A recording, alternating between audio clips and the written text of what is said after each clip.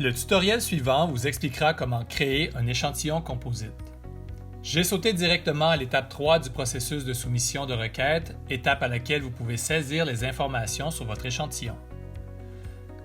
Cliquez sur le bouton « Créer un composite » pour commencer à saisir les composants de votre composite.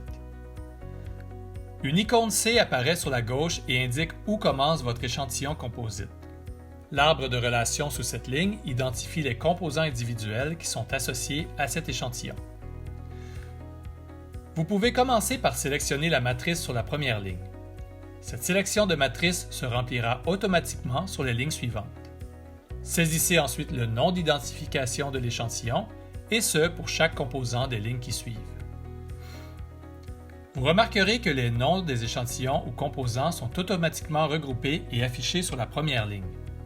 Pour maintenir la relation entre l'échantillon composite et ses composants, ce nom d'identification de l'échantillon composite n'est pas modifiable et a une limite de 200 caractères.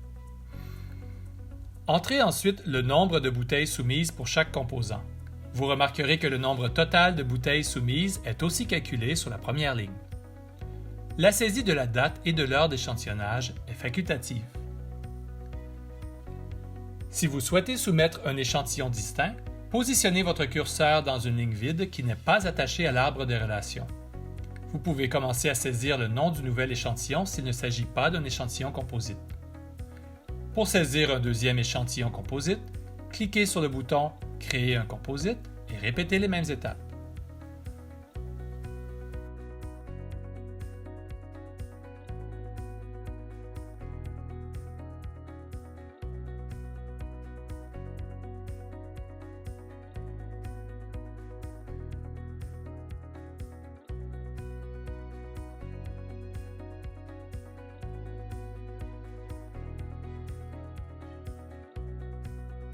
Dans le cas où vous avez accidentellement ajouté un composant à un composite, vous pouvez le séparer en cliquant sur le menu à 3 points verticaux à gauche de la ligne, puis en sélectionnant « Séparer ».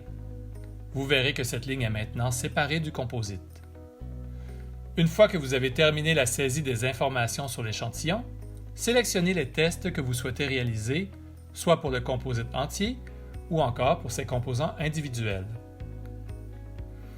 Veuillez vous assurer qu'au moins un test est sélectionné pour l'ensemble du composite. Si vous avez des instructions spéciales pour la manipulation ou le traitement des échantillons, vous pouvez les saisir dans la section « Commentaires ». N'utilisez toutefois pas ce champ pour soumettre une demande d'échantillon composite. Enfin, cliquez sur « Enregistrer et suivant » pour passer à l'étape suivante, terminer, réviser, puis soumettre votre requête. J'espère que vous avez apprécié ce tutoriel et merci pour votre participation.